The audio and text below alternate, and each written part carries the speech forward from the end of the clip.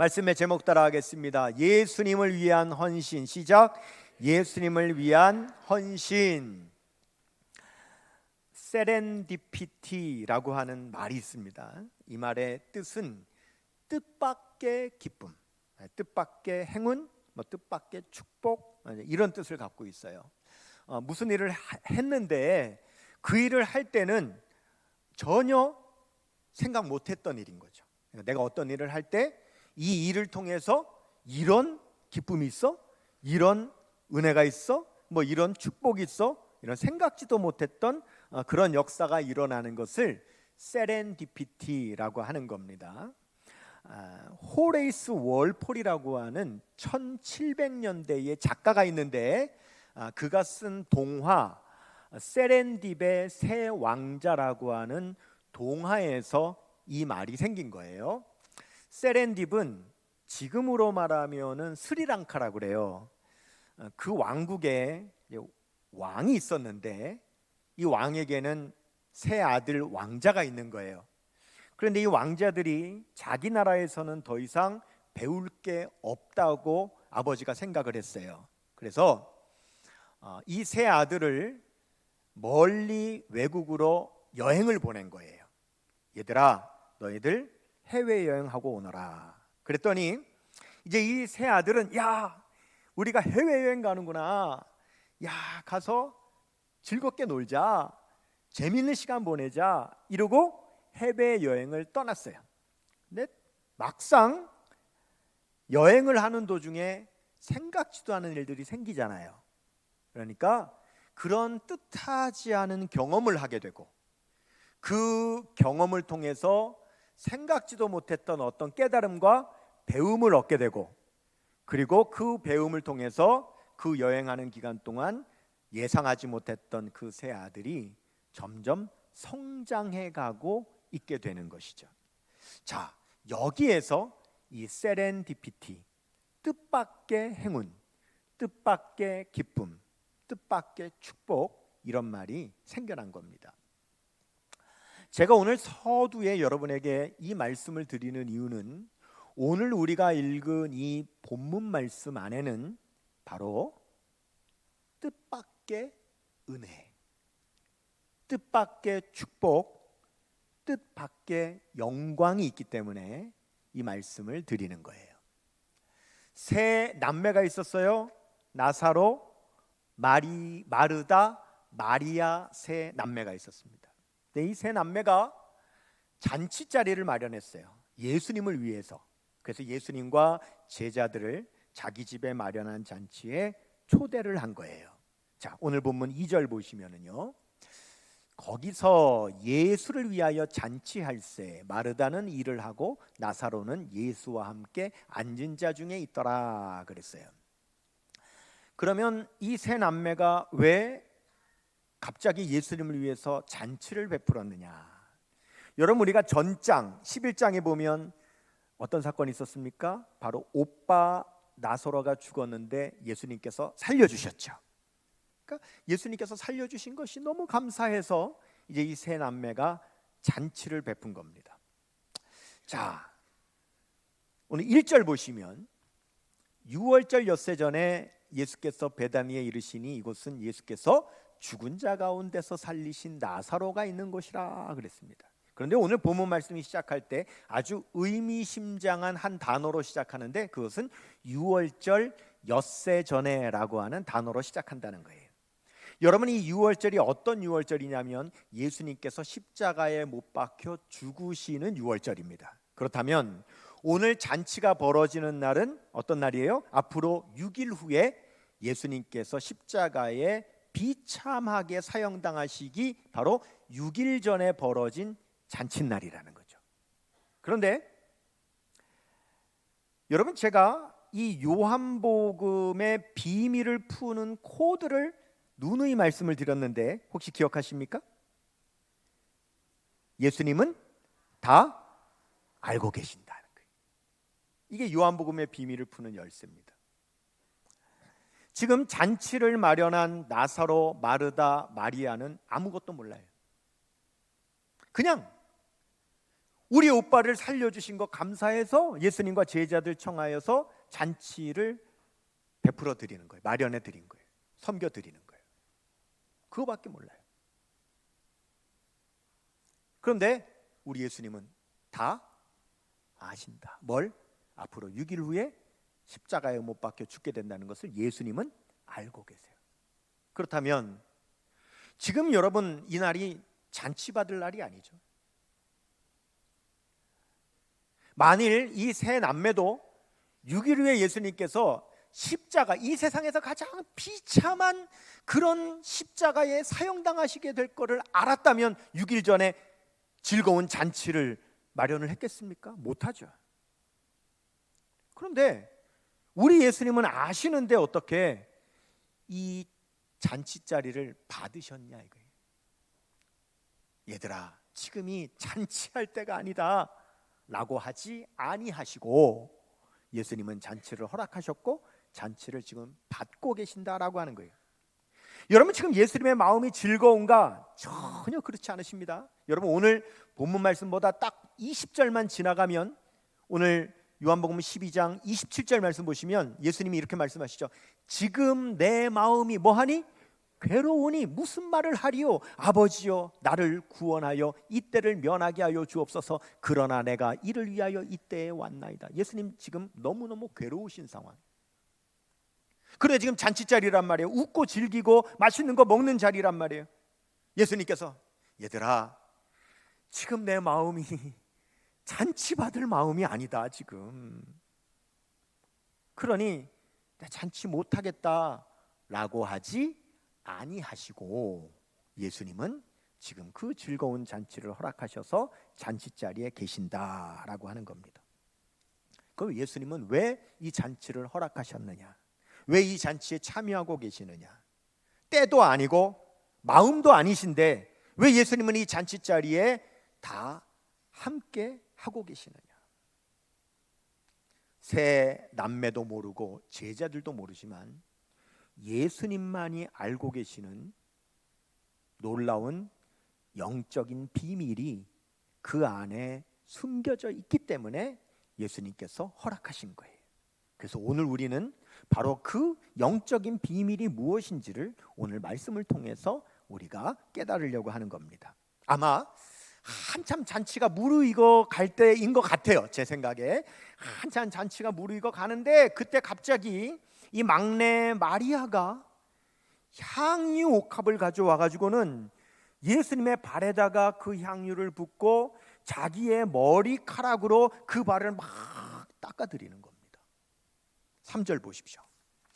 마리아는 지극히 비싼 향유 곧 순전한 나드 한 근을 가져다가 예수의 발에 붓고 자기의 머리털로 그의 발을 닦으니 향유 냄새가 집에 가득하더라 그랬어요. 여러분 이 마리아의 행동은 아무리 2000년 전 이스라엘이라고 해도요 아주 독특한 행동입니다. 아주 특별한 행동이에요. 보세요. 여러분 성경에 오늘 마리아 말고 그 누가 예수님 발에다가 향유 붓고 자기 머리로 예수님 발 닦아드렸다고 하는 그런 기록이 있습니까? 없어요. 다른 사람은 한 적이 없어요. 오직 지금 마리아만 하는 행동이기 때문에 이 행동도 사실은 굉장히 독특한 행동입니다. 뿐만 아니라 지금 부어드리는 향유가 어떤 향유라고 했냐면 오늘 말씀에 지극히 비싼 향유다 그랬습니다. 굉장히 비싼 향유. 심지어 가룟 유다는 딱 보니까 가격이 나오거든요. 얼마라고 하냐면 300데나리온이라고 그랬습니다. 4절 5절 보시면 제자 중 하나로서 예수를 잡아줄 가룟 유다가 말하되 이 향유를 어찌하여 300데나리온에 팔아 가난한 자들에게 주지 아니하였느냐 하니 그랬습니다. 여러분 당시 노동자가 하루 일하면 한 데나리온 받으니까 300데나리온이면 1년 연봉이죠. 1년 연봉을 써야 살 수 있는 바로 그것이 향유입니다. 가룟 유다는 딱 가격이 나오는 거예요. 여러분 사람은요 굉장히 비싼 것을 보면 무슨 습성이 있느냐? 가격을 맞추는 습성이 있어요. 제가 제 아내하고 운전을 하고 가다가 갑자기 제 옆으로 붕 하면서 람보르기니가 지나갈 때가 있어요.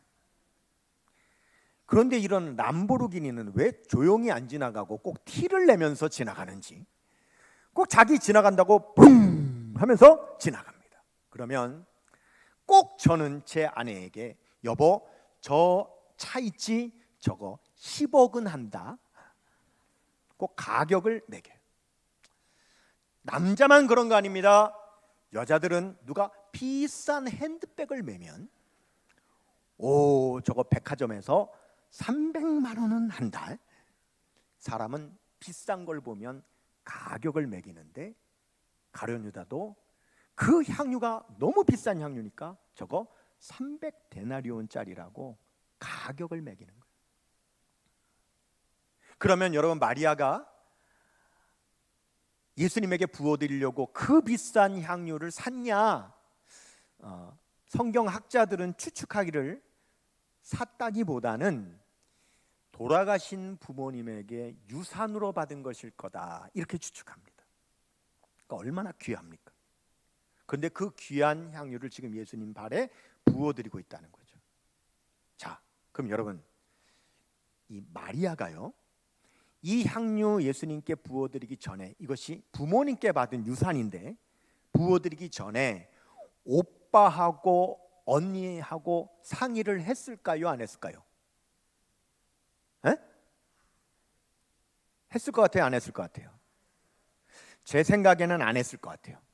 왜냐하면 마리아 얘는 언니 말을 안 듣는 성격이에요. 언니가 부엌에서 같이 일하자 그래도 언니 말 안 듣고 예수님 발밑에서 말씀 듣는 성격이기 때문에 분명히 오빠 언니하고 상의 안 하고 자기 마음대로 그냥 예수님께 부었을 거예요. 그러니까 이 향유옥합을 붓는 순간에 그 잔치자리가 오빠하고 언니는 당황했을 거고 제자들은 그 특이한 행동에 놀랬을 거고 가룟 유다는 비난하고 있고 그 잔치 분위기가 갑자기 이상한 분위기가 순간 돼버리는 거죠. 그런데도 우리 예수님은 뭐라고 하시느냐? 내버려 둬라. 하게 둬라 이렇게 말씀을 하시는 거예요. 자, 7절 8절 보세요. 예수께서 이르시되 그를 가만두어 나의 장래할 날을 위하여 그것을 간직하게 하라. 가난한 자들은 항상 너희와 함께 있거니와 나는 항상 있지 아니하리라 하시니라 라고 말씀하셨어요. 여러분이 마리아가 옥합을 예수님께 부어드리는 이 헌신이 순간적으로 한 즉흥적인 건지 아니면 벌써부터 마음에 계획을 하고 있다가 한 것인지는 모르겠어요. 모르지만 마리아는 단순합니다. 왜 이런 헌신을 하느냐? 예수님 너무 사랑해서 하는 거예요. 예수님이 너무 감사해서 하는 거예요. 성경에 보면 이미 예수님께서 이 세 남매를 벌써부터 이미 사랑하고 계셨다라고 나와요. 이미 오래전부터 이 세 남매와 친하셨어요. 그러니까 마리아는 예수님이 너무너무 사랑스럽고 예수님이 너무너무 감사하니까 그냥 자기가 할 수 있는 지금 최고의 헌신을 그냥 표한 것뿐이에요. 그거밖에 없어요.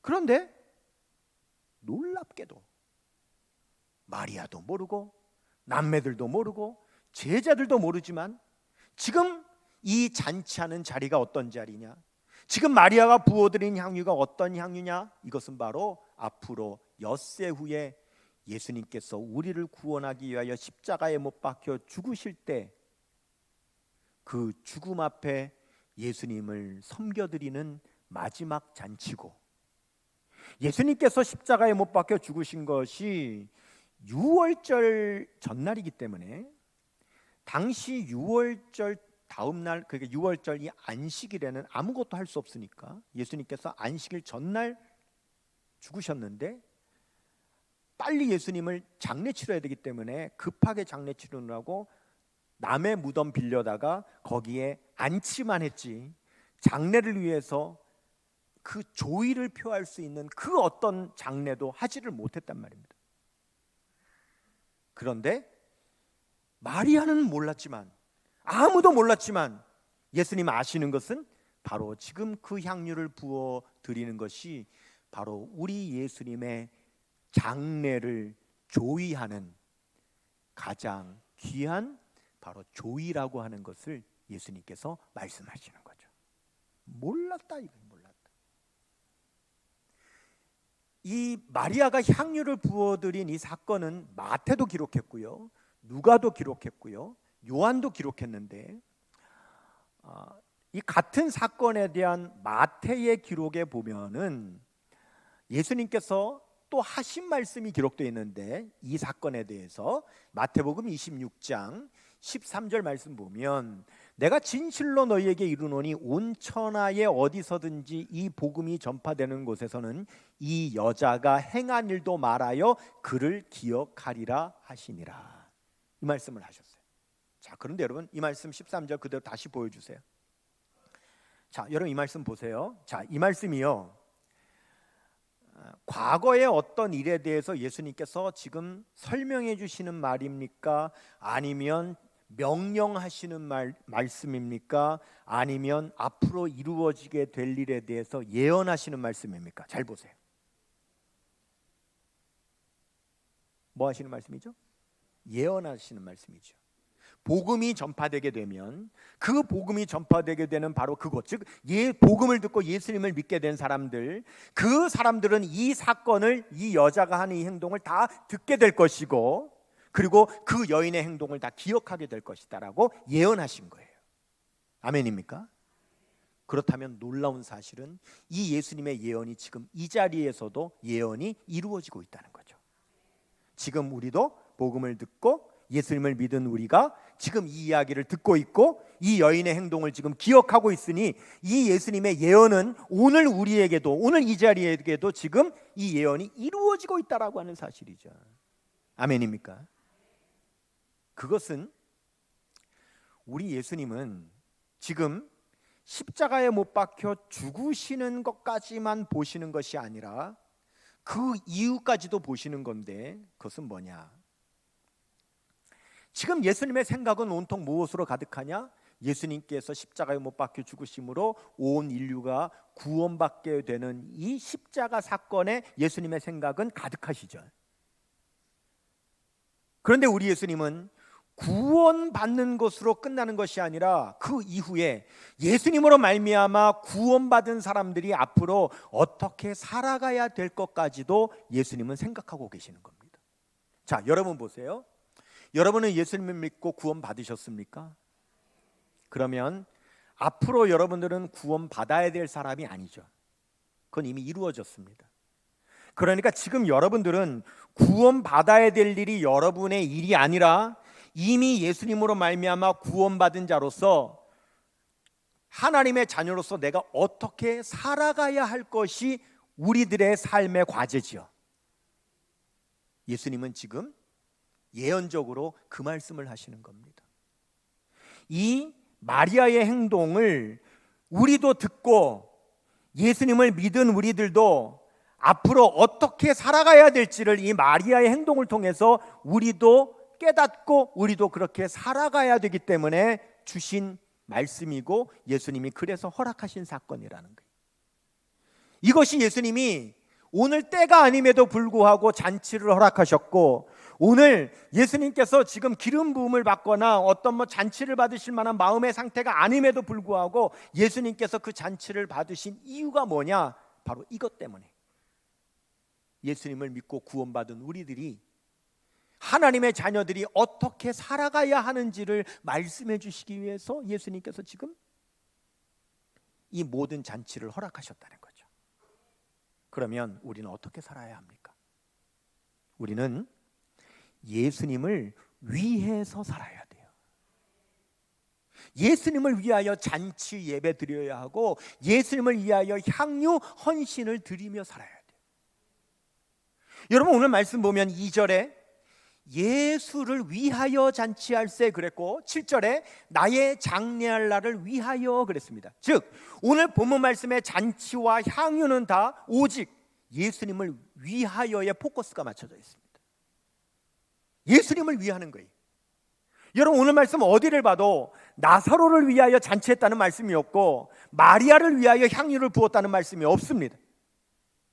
즉, 이 나사로 세 남매는 다른 뜻이 없어요. 예수님 때문에 살아난 우리 오빠 너무 감사해서 예수님을 위해서 잔치하는 것뿐이요, 예수님 너무 사랑하고 예수님 너무 감사해서 내가 가지고 있는 최고의 것으로 예수님 표현하고 싶어서 그 향유 부어드린 것뿐입니다. 다른 아무 뜻이 없어요. 보세요. 예수님 때문에 구원받았는데 예수님께 잔치 베풀어 드린 게 잘못된 겁니까? 예수님 때문에 행복한데 예수님 때문에 향유 부어 드린 게 잘못된 겁니까? 여러분, 이 베다니 동네 사람들이요, 이 부모도 없는 이 세 남매가 큰 잔치를 베푼 걸 동네 사람들이 보고요, 야, 뭐 니네들은 그런 잔치를 하냐? 여러분, 그럴 사람이 없습니다. 왜? 아니까. 예수님 때문에 그 집 나사로가 다시 살아난 것을 아니까 당연하지. 그렇지 않겠어요? 잔치하는 거 당연하지, 할만하지. 예수님 모셔서 잔치하는 거 얼마든지 할만하지. 살아났는데 왜 못해? 다 이럴 거 아닙니까? 여러분, 우리가 예수님 때문에 구원받았는데 우리가 예수님 때문에 잔치 못할 이유가 어디 있으며, 우리가 예수님 때문에 너무 행복한데 예수님께 옥합 부어드리지 못할 이유가 어디 있어요? 누가 뭐라 그런다면 여러분, 어쩌라고? 아니, 예수님이 좋아서 하는 일인데 뭐 어쩌라고? 예수님이 좋은 걸 어떡합니까? 짜작쿵짝짝. 예수님이 좋은 걸 어떡합니까? 따닥쿵짝짝. 세상에 어떤 것도 비길 수 없네. 따닥쿵딱딱. 예수님이 좋은 걸 어떡합니까? 예수님이 좋은 걸 어떡합니까? 따닥쿵딱딱. 예수님이 좋은 걸 어떡합니까? 따닥쿵딱딱. 날 위해 십자가를 지신 예수님. 따닥쿵딱딱. 예수님이 좋은 걸 어떡합니까?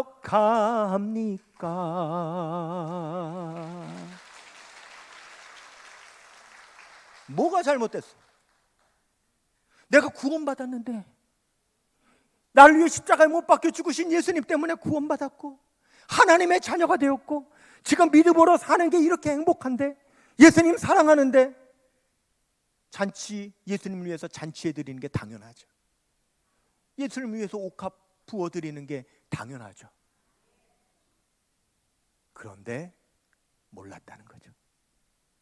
그냥 나는 좋아서 한 것뿐인데, 감사해서 한 것뿐인데, 세상에 이 잔치가 우리 예수님 십자가 못 박혀 죽으시기 전에 베풀어 드린 마지막 잔치라는 거예요.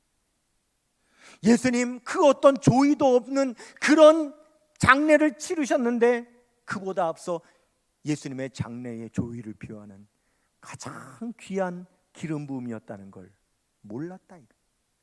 생각지도 못했던 은혜, 생각지도 못했던 영광, 이런 영적인 세렌디피티가 있었다라고 하는 거예요. 여러분, 우리가 구원받음에 감사해서요, 예수님 때문에 너무 행복해서요, 그냥 다른 뜻 없어요. 그냥 예수님 너무 좋아서 내가 헌신한 것뿐인데, 세상에 지나고 보니 나는 그냥 헌신한 것뿐인데 도리어 뜻하지 않은 더 큰 은혜가 있었네요. 나에게 더 큰 축복이 있었네요. 더 큰 역사가 있었네요. 할렐루야. 여러분은 그런 적 없습니까? 그냥 헌신한 것뿐인데 내가 더 많이 받은 거예요. 내가 더 큰 은혜를 받았고 더 큰 축복을 받은 거예요. 그런 여러분 생각지도 못한 이 은혜, 기쁨, 이 축복, 이 영적인 세렌디피티가 여러분 있었어요, 없었어요?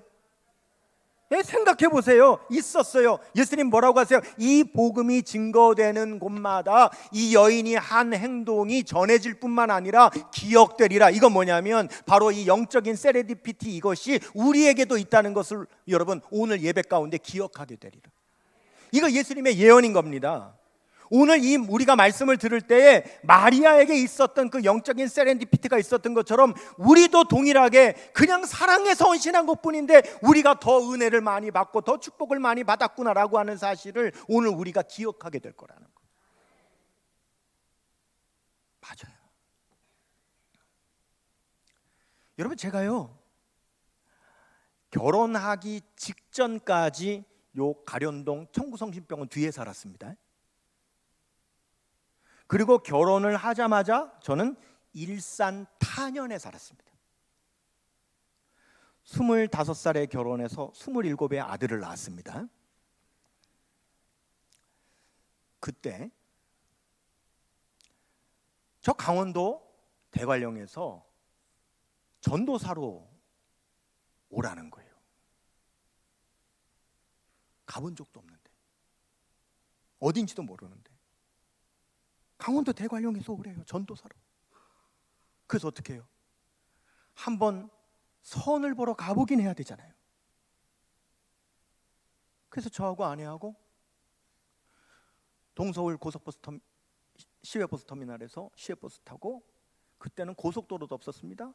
굽이굽이 그 시골길을 따라서 4시간을 가서 그 강원도 대관령에 도착을 했는데, 버스 타고 출발할 때는 동서울 빛과 번쩍한 서울에서 출발을 했는데 도착을 하고 나니까 세상에 마을이, 나는 세상에 그렇게 험한 산을 처음 봤고 세상에 그렇게 황량한 동네는 처음 봤고 세상에 그런 시골은 처음 봤고 세상에 그렇게 추운 거는 처음 봤고 세상에 그렇게 눈 많은 건 처음 본 거예요. 도착하니까 그래. 그때 터미널에 도착을 하니까, 정류소죠, 뭐 시외버스 정류소에 도착을 하니까 그 근처에 있던 제 선배가 있었는데 이제 저를 태워다 줘야 되니까 그분이 자기 교회 승합차 가지고 와서 저희 부부를 태워주려고 마중을 나와 있었는데, 그 목사님이 우리가 터미널에 내리자마자 기념으로 사진을 한 장 찍어줬는데, 첫 선보느라고 그 터미널에 도착하자마자 그분이 찍어줘서 사진이 한 장이 남아있는데, 참 오랜 세월 전 거라 여러분에게 보여드리기가 참 민망하고 부끄럽지만은 그래도 어떻게 한번 보여드릴까요?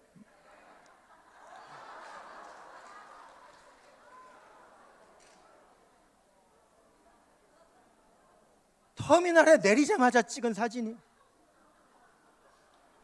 세상에 남자.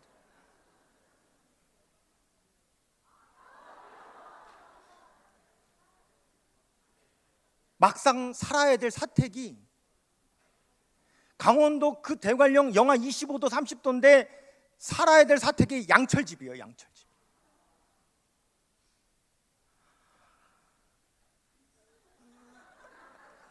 가서 보고 다시 돌아왔는데, 야, 두려움이 오는 거예요. 27.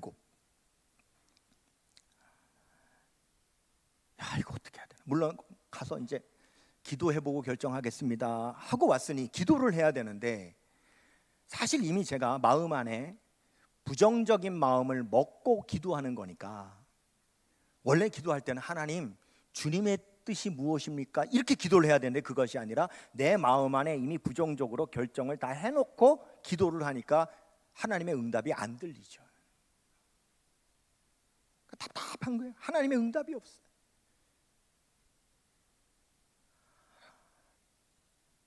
그 그런데 제가 결국은 가겠다고 결정을 하게 된 한 가지 사건이 있어요.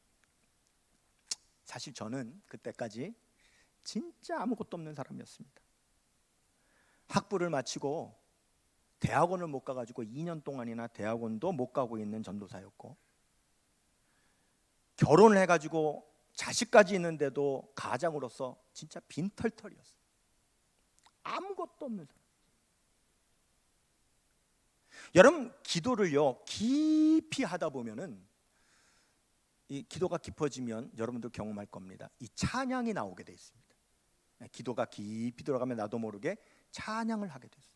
그런데 하나님 어떻게 하면 좋습니까? 라고 기도를 깊이 하면 할수록 흘러나오는 찬양은 오직 하나예요. 나도 모르게 나오는 찬양은 뭐예요?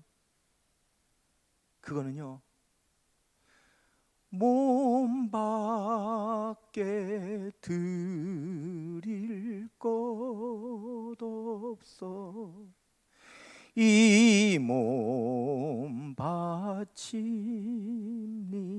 바칩니다. 기도만 하면 그 찬송이 나와요. 그런데 이 찬송에 핑계댈 게 없는 거예요. 왜? 몸밖에 없어. 내가 가지고 있는 거는 몸밖에 없어. 그러니까 몸밖에 드릴 것 없어 이 몸 바칩니다라고 하는 찬송에 핑계댈 게 없는 거예요. 그래서 가기로 결정한 거예요. 그러고 갔어요. 가면서도요 정말 몰랐습니다. 내가 22년을 있게 될 줄은 몰랐어요. 몰라요. 여러분, 오해 마세요. 고생했다는 말씀 드리려고 하는 게 아니에요. 나는 그냥 드릴 게 몸밖에 없어서 내 몸 들여 헌신하여 고생하겠다고 갔는데, 웬걸 내가 뜻하지 않은, 상상도 못 해본, 생각도 못 해본 은혜가 어마어마하게 있었어요. 거기에 축복이, 어마어마한 축복이 있었어요. 너무너무 좋은 삶이 거기에 있었어요. 여러분 봐봐요. 내가 왜 복 안 받은 사람 같이 생겼어요?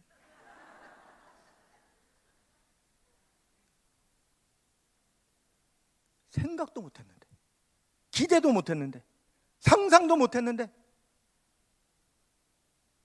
그냥 드릴 거 몸밖에 없으니까 이 몸 드리겠습니다라고 갔더니 내가 상상도 못한 영적인 세렌디피티가 거기에 가득했던 거예요. 여러분도 있죠? 여러분도 있죠? 기도합시다.